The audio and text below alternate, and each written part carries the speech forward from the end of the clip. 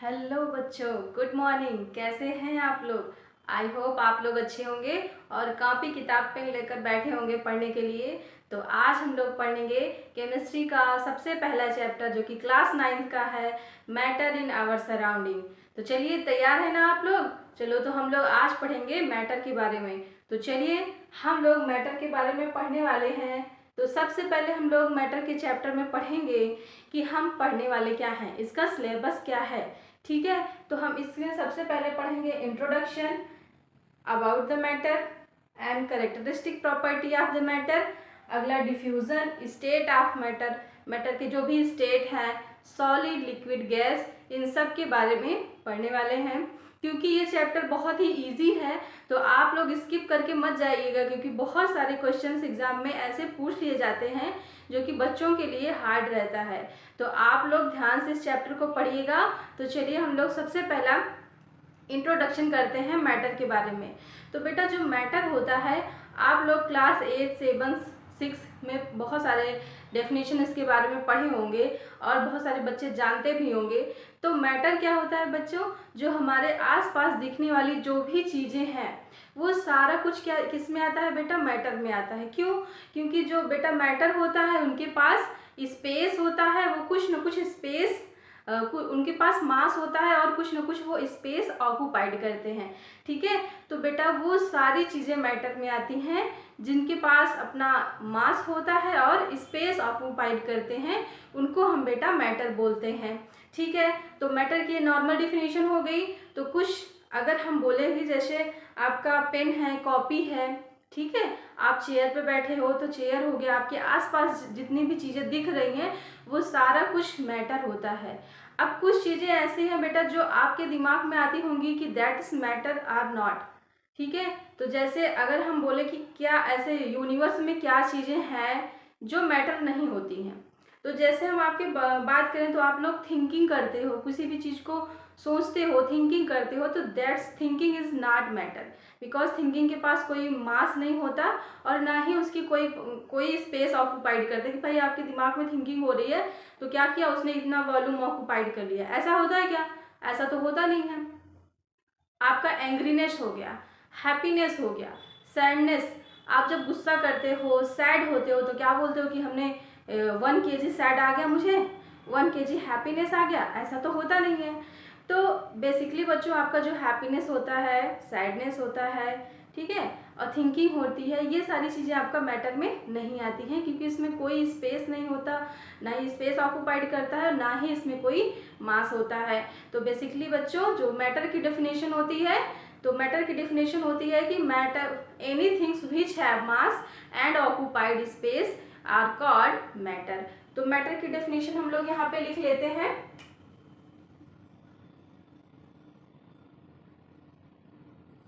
Any things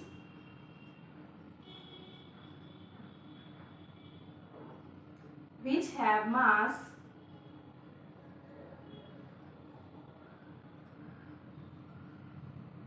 and occupied space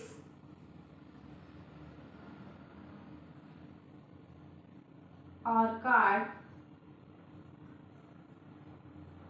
matter।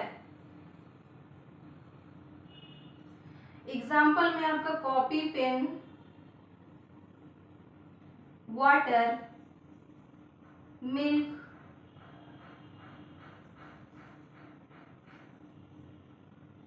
Etcetera.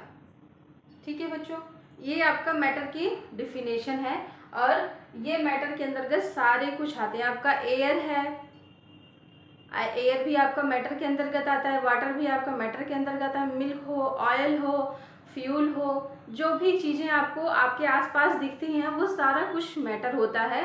तो matter, अगला है बेटा आपको कैरेक्टरिस्टिक प्रॉपर्टी ऑफ मैटर।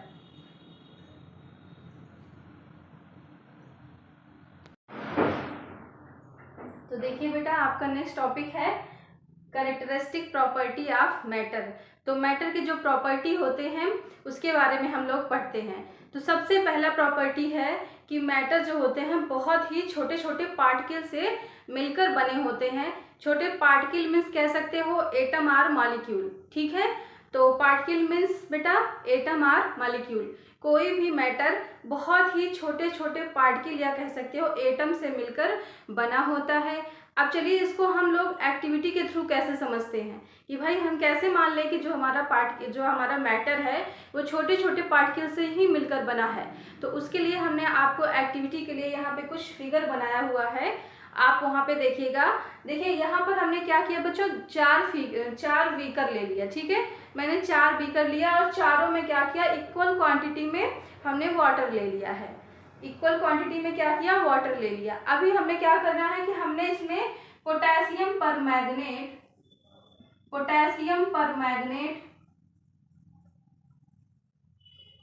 का एक छोटा सा टुकड़ा, पोटेशियम परमैंगनेट का हमने एक छोटा सा क्रिस्टल क्या किया, इसमें डाल दिया।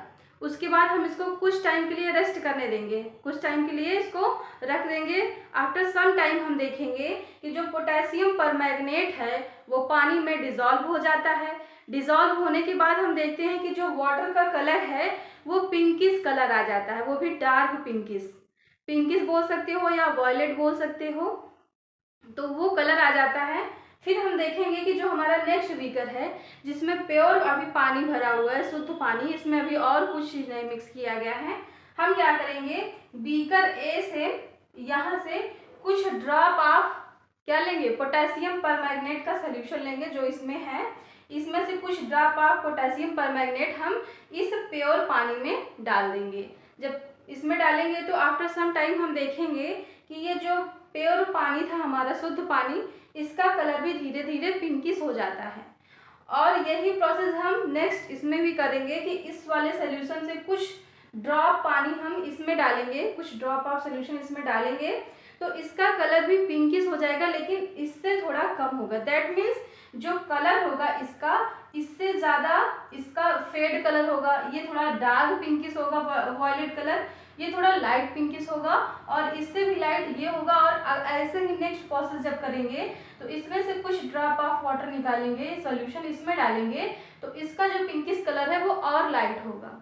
ठीक है, सिंपल सा मतलब है कि हमने क्या किया, बार बार इस प्रोसेस को कंटिन्यू किया तो हो क्या रहा है कि हमारा जो एटम है वो मॉलिक्यूल वो क्या कर रहा है, वो कुछ तो है एटम जो यहाँ से यहाँ तक कैरी हो रहा है। इसका मतलब जो हमारा एटम है या पार्टिकल है वो इतना स्मॉल है कि वो जो क्या कहते हैं, बहुत ही छोटे छोटे स्मॉल पार्टिकल से मिलकर बना है, जो यहाँ से लेके यहाँ तक जा रहा है, कैरी कर रहा है। हालांकि उसकी क्वांटिटी, पार्टिकल की क्वांटिटी यहाँ पर कम हो जा रही है पोटेशियम परमैंगनेट की, लेकिन फिर भी हमारे यहाँ पे कुछ क्वांटिटी है। जैसे मान लीजिए यहाँ पे 100% पार्टिकल हैं पोटेशियम परमैंगनेट के, लेकिन जब हम यहाँ से कुछ ड्रॉप निकालते हैं तो क्या मान लीजिए यहाँ पे 50% पहुँचा, 50% पार्टिकल है पोटेशियम परमैंगनेट के, यहाँ पे क्या हो जाएगा 25% और यहाँ पे 10% हो जाएगा। तो जैसे ही परसेंटेज इंक्रीज होता है इनका कलर भी फेड हो जाता है, लेकिन अब भी प्रेजेंटी एटम की है यहाँ पर।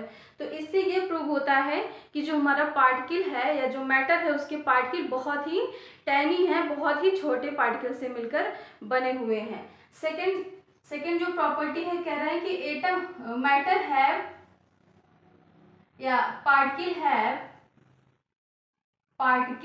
have space between them,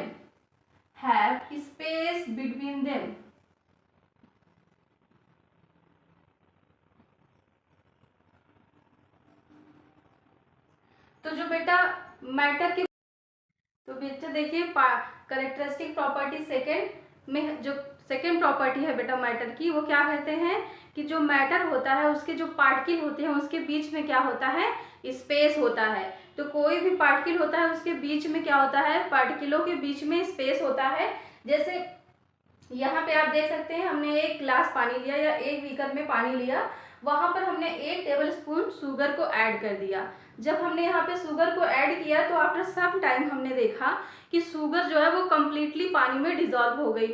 अब जब पानी में डिजॉल्व हो गई तो जो पानी का लेवल है उसको बढ़ना चाहिए, लेकिन यहाँ पे उसका लेवल बढ़ता नहीं है बच्चों। आप ध्यान से देखिएगा, उसका लेवल कभी भी बढ़ता नहीं है। क्यों? क्योंकि जो शुगर के पार्टिकल हैं वो पानी के बीच में, या जो पानी के पार्टिकल हैं उनके बीच में जो स्पेस है वहाँ पर डिस्ट्रीब्यूट हो जाते हैं, जिसकी वजह से जो हमारा पानी का लेवल है वो इंक्रीज नहीं होता है, पानी का वॉल्यूम इंक्रीज नहीं होता है। दैट से इससे ये प्रूव होता है बच्चों की जो मैटर के पार्टिकल होते हैं उनके बीच में क्या होता है, पार्टिकलों के बीच में स्पेस होता है।